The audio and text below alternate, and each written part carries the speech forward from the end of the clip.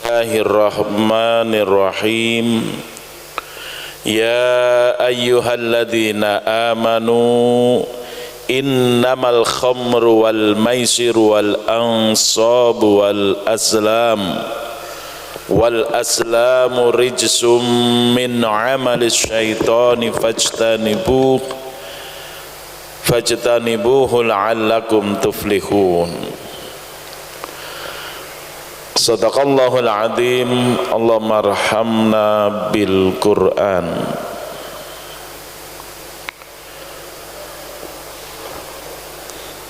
Para hadirin kaum muslimin jamaah Masjid Al-Hidayah yang dirahmati Allah, alhamdulillah pada pagi hari ini kita bisa melaksanakan salat subuh berjamaah. Mudah-mudahan salat kita dikabul oleh Allah Subhanahu wa taala. Amin. Hadirin yang dirahmati Allah, pada kuliah subuh pagi hari ini saya sampaikan topik hal-hal terlaknat terkait miras ya.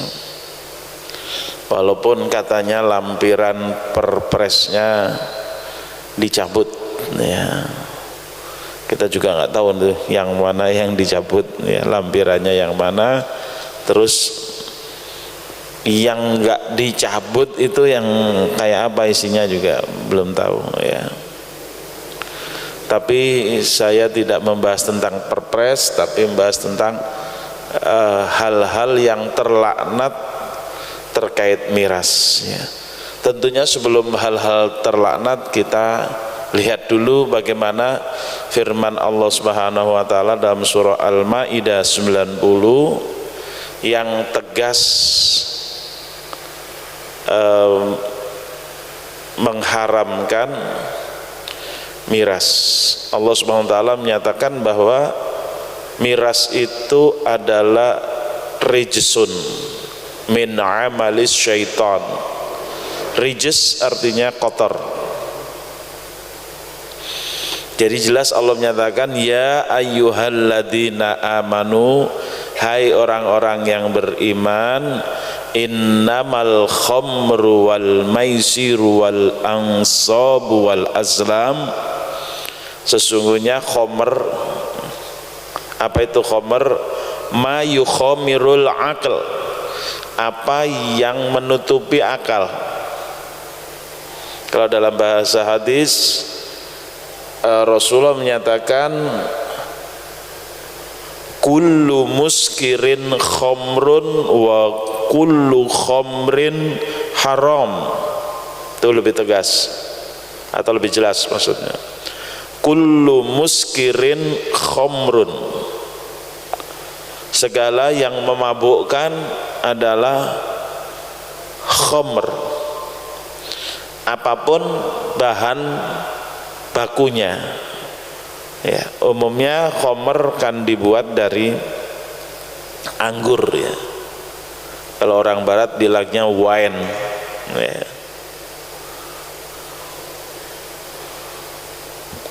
Khamr itu sebenarnya bisa saja bukan dari anggur, tapi lazimnya atau umumnya adalah dari anggur. Di masa Nabi dulu khamr macam-macam.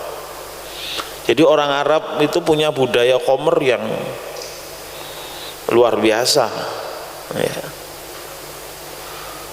Jadi kalau di zaman sekarang anak-anak muda ada khamr oplosan itu ya, di zaman Nabi sudah ada, disebut dengan khamr makhlut. Makhlut itu artinya campuran. Oplosan itu maksudnya campuran kan ya. Cuma kalau sekarang lebih ngawur campurannya ya. Ada dicampur baygon, ada dicampur apa lem ya. Kalau di zaman dulu enggak, maksudnya campuran itu ya bahannya campuran, mungkin dari apa anggur dengan apa lagi bahan yang lain. Karena khamr bisa juga dari jagung, dari sorghum, gandum, itu bisa ya. Bahkan ada, saya pernah baca khamr itu dibuat dari madu. Jadi dari madu pun bisa dihasilkan khamr. prinsipnya khamr itu kan dari gula ke alkohol kan gitu prinsipnya ya. Nah, dan sifat daripada khamr itu adalah yukhamirul akal, akan menutupi akal, akan membuat orang yang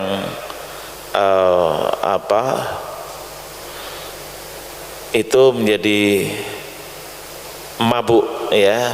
Makanya disebut dengan kullu muskirin. Muskirin itu artinya yang memabukkan ya. Kullu muskirin khamrun ya. Masih ingat ada ayat yang melarang waktu itu khamr belum diharamkan ya. Ya ayyuhalladzina amanu la taqrabus sholata wa antum sukara hatta ta'lamu ma taqulun. Hai orang-orang yang beriman, janganlah kalian mendekati sholat pada saat kalian sedang mabuk. Jadi pada waktu itu umat Islam sudah sholat tapi masih mabuk sehingga ada imam yang baca Qul ya ayyuhal kafirun tidak berhenti-berhenti ya, karena mabuk. Jadi kan mirip-mirip tuh ayatnya ya. Kadang-kadang imam yang nggak hafal aja bisa nggak berhenti-berhenti gitu, apalagi imam yang mabuk ya. Nah, jadi akhirnya turun ayat yang melarang seorang muslim atau orang-orang mukmin sholat dalam keadaan mabuk. Hatta ta'lamu ma taqulun, sampai kalian bisa mengetahui betul apa yang kalian ucapkan. Kemudian baru turun ayat ini Al-Maidah 90 ketika sudah lebih parah lagi ya. Ya ayyuhalladzina amanu, hai orang yang beriman, innamal khamru, hanya saja khamr itu, wal maisiru, dan judi itu, wal ansobu, dan sembelihan atas nama berhala, wal azlam, dan mengambil mengundi nasib dengan anak panah yang dimasukkan kepada berhala atau di hadapan berhala, rijsun, semua itu adalah kotor, min amalis syaitan, termasuk perbuatan setan. Fajtanibuhu, maka jauhilah, la'allakum tuflihun, agar kalian beruntung. Jadi di situ ada 4 hal yang memberikan indikasi bahwa khamr itu memang dilarangnya udah mutlak di sini. Tadinya khamr itu kan nggak dilarang, tapi masyarakat bertanya tentang khamr. Dalam ayat mengatakan a'udzubillahi minasyaitonir rajim, yas'alunaka 'anil khamri wal maisir. Ya, al-ayah, mereka bertanya kepada engkau wahai Muhammad tentang khamr dan judi.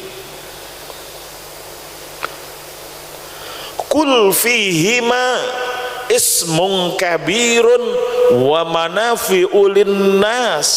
Katakanlah bahwa di dalam khamr dan judi itu ada ismun kabirun, ada dosa besar. Dinyatakan walaupun belum dilarang, tapi dinyatakan di dalamnya ada dosa besar. Wa manafi'u linnas, dan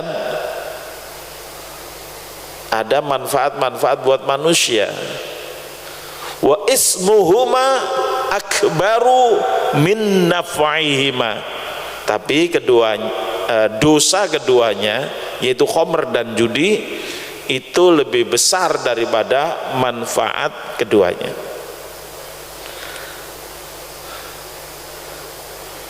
Kemudian dilarang kalau akan melakukan sholat, artinya di luar sholat nggak dilarang. kemudian ketika turun ayat ini udah dilarang mutlak, ya. Mau sholat, habis sholat, ya, mau apapun dalam situasi kondisi apapun dilarang.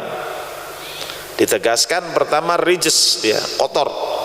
Kedua merupakan perbuatan setan. Ketiga fastanibuhu,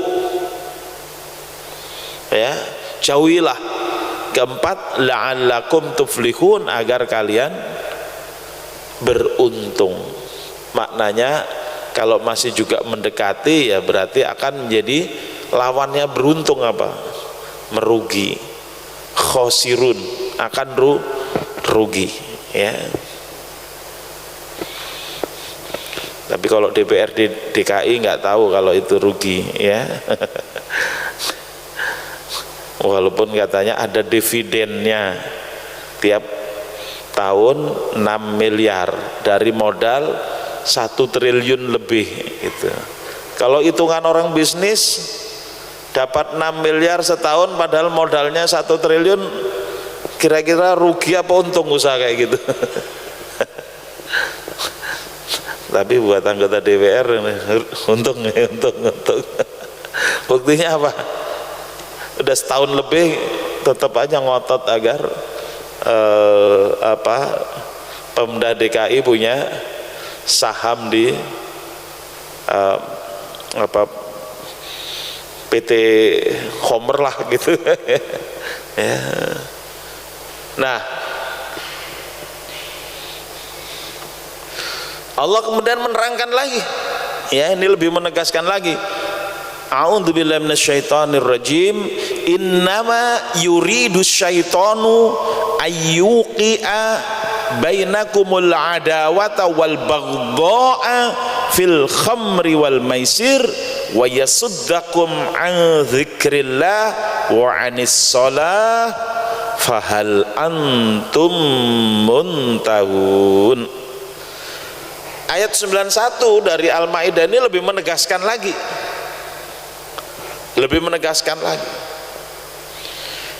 bahwa dalang dari segala urusan khomer ini adalah setan, dan setan punya maksud dan tujuan, ya. Apa yang diinginkan setan adalah ayyuqi'a bainakumul adawata wal baghdha'a, bahwa setan ingin mewujudkan ayyuqi'a. Kata yuqi'a itu artinya berarti mewujudkan, mengadakan. Waqo'ah itu kalau dalam bahasa Arab artinya fakta. Waqi'ah, waqi' itu artinya fakta. Idza waqa'atil waqi'ah, kalau itu artinya hari kiamat, fakta tentang kiamat.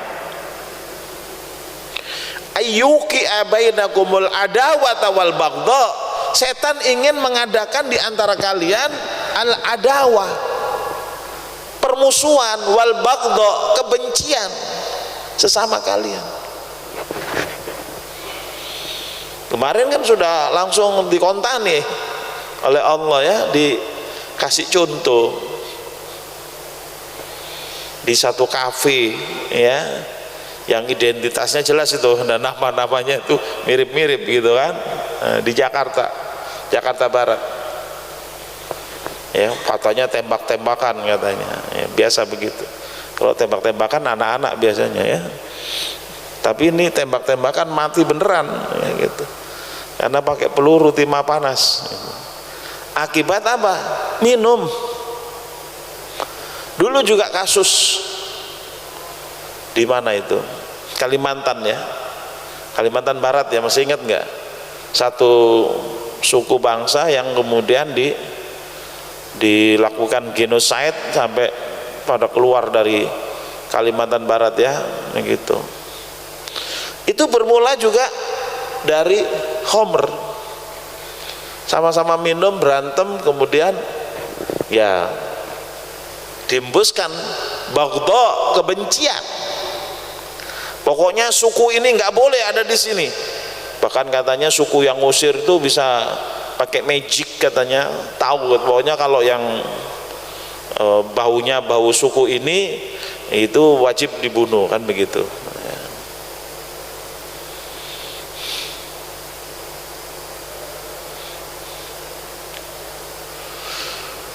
Wa yasuddakum an dzikrillah, dan menghalangi kalian dari zikrullah, wa anis sholat, dan dari sholat. Ini sholat kan dari awal itu, ya. La taqrabus sholata wa antum sukaro, gitu ya. Jangan kalian dekati sholat dalam keadaan mabuk. Jadi memang misi setan itu agar umat manusia tidak mau menjadi hamba Allah, tapi menjadi hamba setan. Kalau hamba Allah kan saling kasih dan saling sayang. Nah, hamba setan saling berantem, saling bermusuhan, saling benci, saling iri, saling dengki. Itu udah hobinya setan, karena garis-garis besar haluan setan kan membawa seluruh anak Adam semuanya masuk ke neraka, membersamai iblis, bapak moyang setan, kan begitu.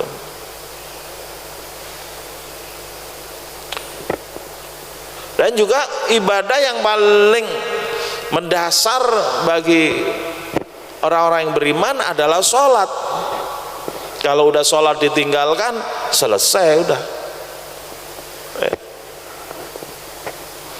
Fahal antum muntahun, ini bentuknya pertanyaan tapi perintah, ya. Apakah kalian mau berhenti, gitu. Tapi bentuk pertanyaan tapi maknanya perintah. Berhenti loh, gitu, jangan macam-macam lagi, gitu, kira-kira seperti itu. Makanya hukumnya peminum khamr itu kan hukum had, ya. Hukum had itu hukum yang tetap, yang tidak bisa dinegosiasi. Beda dengan hukum kisos. Kisos itu masih bisa dinegosiasi, diganti dengan diat, ya, atau tebusan. Misalnya orang dipukul, copot satu giginya, itu kan kisosnya itu kan dicopot lagi yang mukul, kan, atau dinegosiasi menjadi diat. Diatnya berapa? Diganti rugi, satu gigi itu adalah satu ekor onta, gitu. Nah, itu namanya masih negotiable, ya, jadi bisa diganti. Tapi kalau had nggak bisa, nggak bisa.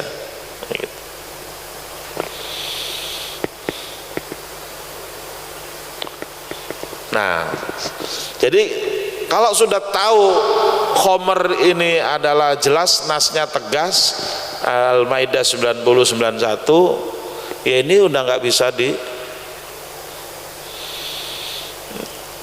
nggak bisa lagi diubah menjadi halal, gitu. Udah lewat masa pernah dibolehkan umat Islam minum khamr, itu udah lewat, sudah melewati 3 ayat, udah selesai, udah nggak ada lagi, ya. Kalau masih pada waktu yas'alunaka anil khamri wal maisir masih boleh.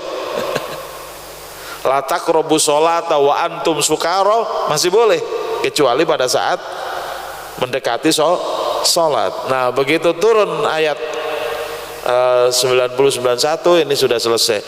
Pada saat kalimat fahal antum muntahun, kabar itu langsung menyebar, ayat ini langsung menyebar di kota Madinah, itu langsung menyebar. Ada yang lagi begini, lagi nenggak begini nih, diberitakan bahwa khamr telah dilarang, dibacakan ayat ini, langsung dibuang. Ada yang sudah di mulutnya nggak dilek dulu, Pak, ya, nggak ditelan dulu. Langsung dimuntahkan. Yang masih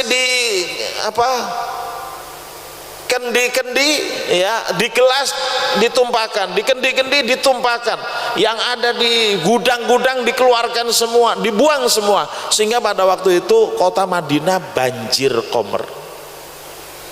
Itu ceritanya. Bahkan ada satu kisah seorang tajir, bisnismen yang baru pulang dari luar negeri, bawa khamr yang terbaik, mungkin buatan Syria atau apa buatan Syam ya, mungkin juga ya dari orang-orang Romawi gitu yang bikin khamr. Dibawa ke Rasulullah sebagai hadiah. Rasul mengatakan bahwa hurrimal khamr, telah diharamkan itu khamr. Kaget itu. Wahai Rasulullah, bagaimana kalau saya jual kepada orang Yahudi, karena orang Yahudi minum khamr? Kata Rasulullah, yang sudah diharamkan tidak boleh dijual. Bagaimana kalau saya hadiahkan saja? Saya enggak ambil harganya, saya hadiahkan kepada orang Yahudi. Kata Rasulullah, sesuatu yang sudah diharamkan tidak boleh dihadiahkan gitu. Lalu bagaimana Rasulullah? Kata Rasulullah, buang saja ke selokan. Maka pada waktu itu tadi banjir di kota Madinah karena semua orang buang khamrnya. Padahal khamr itu adalah minuman kehormatan pada waktu itu yang menjadi tradisi orang Arab, bahkan mungkin tradisi dunia.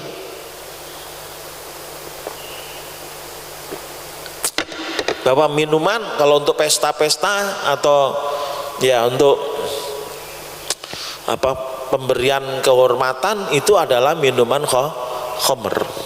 Tapi Allah telah melarang. Kalimat Allah, fahal antum muntahun, maukah kalian berhenti gitu. Mestinya ini yang dibaca ya sebelum menyetujui perpres atau apapun undang-undang di situ ya. Saya dengar ada bagi-bagi duit katanya di situ, berapa miliar US apa gitu, mengerikan. Nah sekarang kita lihat yang lebih mengerikan lagi ya. Dalam Sunan At-Tirmidzi ada sebuah hadis an Anas bin Malik qala la'ana Rasulullah sallallahu alaihi wasallam al khamra asyratan. Hadis dari Anas bin Malik radhiyallahu an bahwa Rasulullah melaknat terkait khamr ini asyratan 10. Apa ini? 10 orang pelaku-pelaku yang terkait, pelaku-pelaku perbuatan yang terkait dengan khamr. Jadi tidak hanya minum khamr yang diharamkan ya, tidak hanya minum khamr ya, memang pangkalnya yang apa kelihatan, yang tampak itu khamr sebagai minuman ya, diharamkan minum khamr. Tapi ternyata ada 10 yang diharamkan, bahkan digunakan bahasa di sini la'ana artinya melaknat.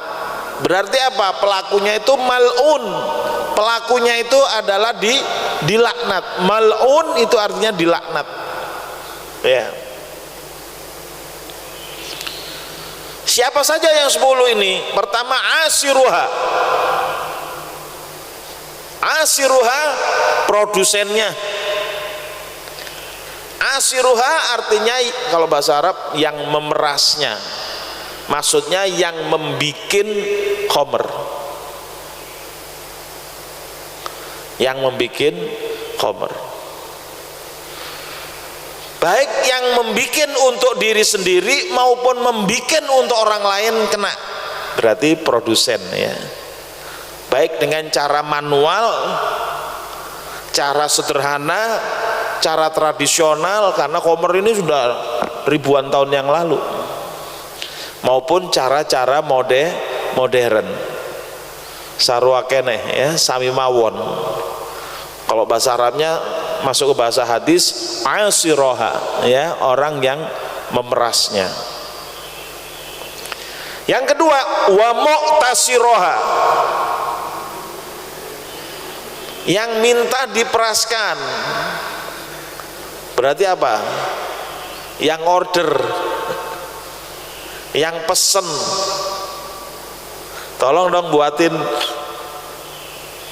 Khamr ya. Jadi yang order ini kena.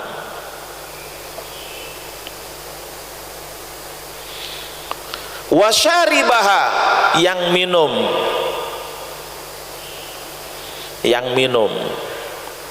wahamilaha, yang bawa.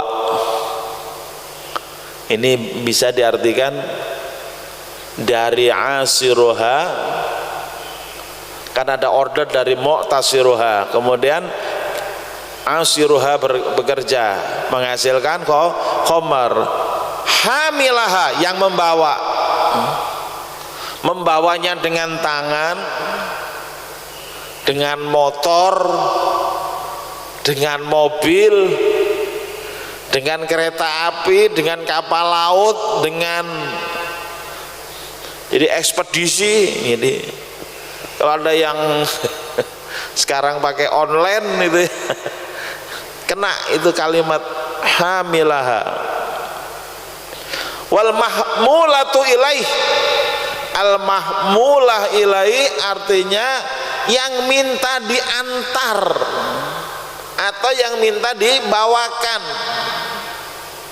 artinya yang order ojek online misalnya ya, bisa ojek online, mobil online, apalagi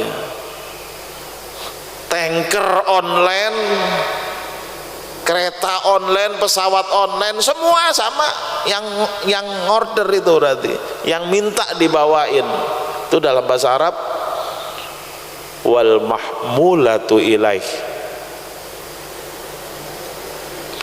Wasakiyaha, yang menuangkan. Ini seluruh rangkaian ya, rangkaian mulai dari yang order membuat sampai kepada peminum. Wabai'aha, yang beli, yang jualan.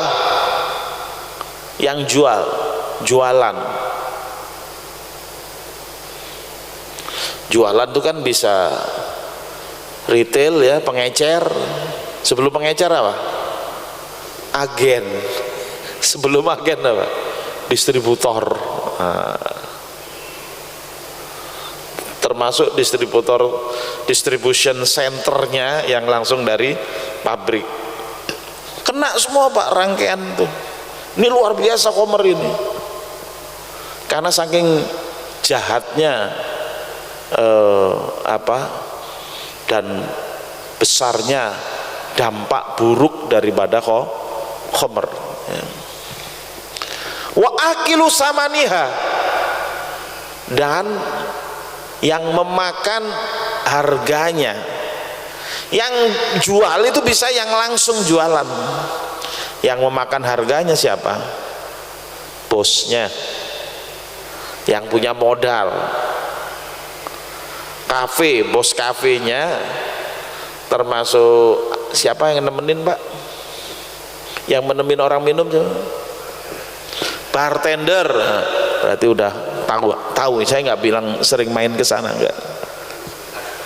Iya kan, bisa nonton di TV kan, bisa ya. Di film-film kan ada ya. Sama yang cewek-cewek yang nemenin itu siapa namanya Pak? Waiters apa itu ya. Panton tahu tuh.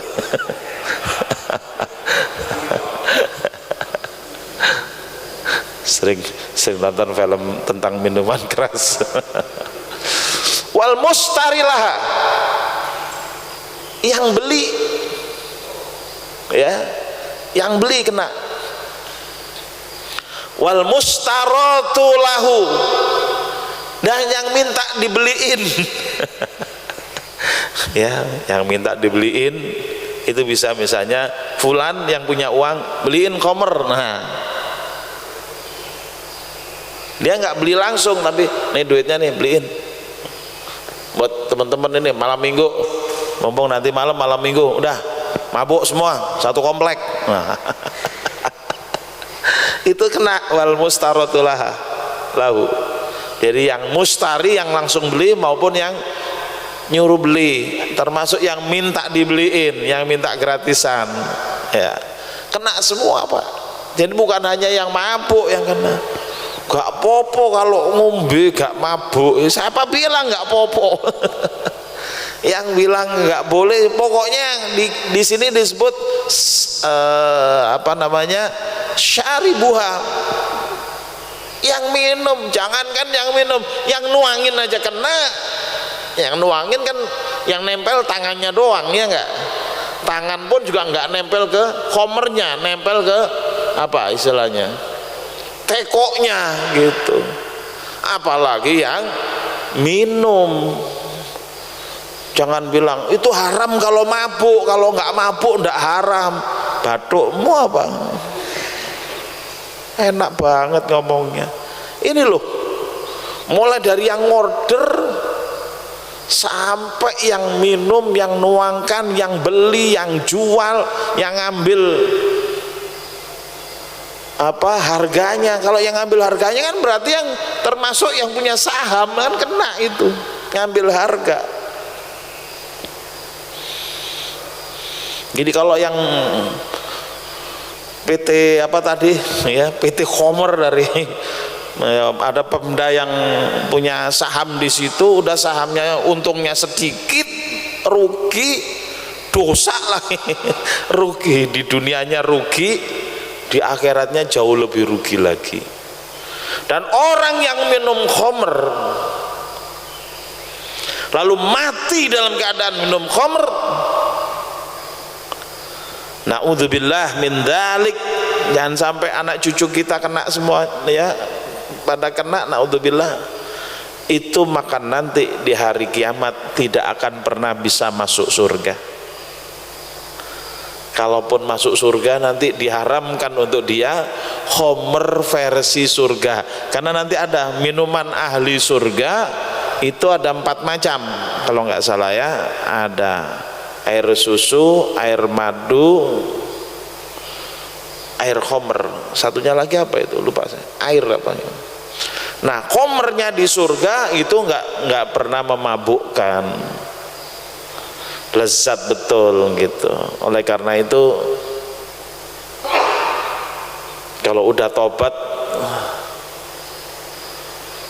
teruskanlah tobat ya. Yang pernah minum dulu jangan diulangi minum lagi. Yang belum pernah minum jangan coba-coba.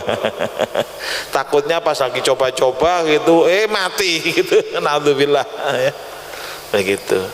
Nah, saya khawatirnya hadisnya memang yang minum kemudian mati, tidak bisa masuk surga, tidak bisa apa minum air minum khamr di surga. Nah, gimana yang bawanya, gimana yang nuanginya, gimana yang menjualnya, gimana yang membelinya, bagaimana yang membelikannya, bagaimana yang membuatnya, bagaimana yang ordernya, bagaimana yang punya sahamnya.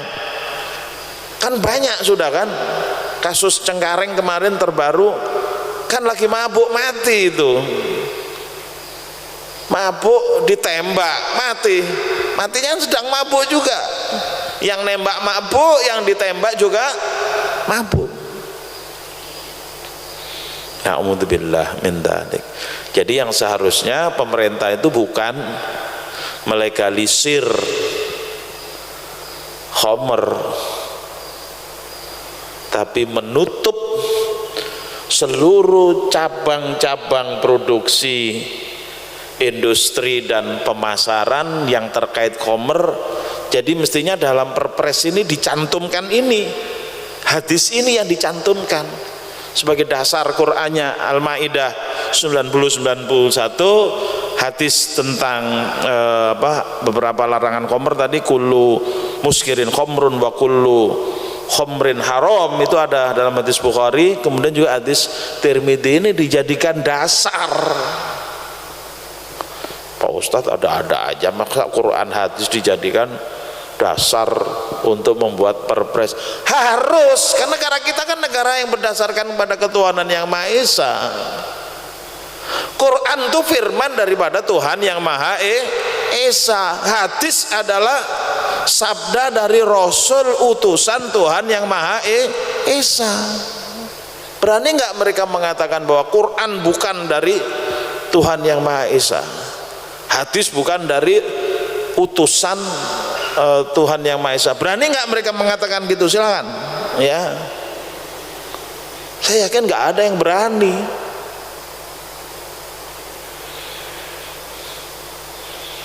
Nah, oleh karena itu ini pemahaman ini harus disampaikan kepada masyarakat, wabil khusus mereka yang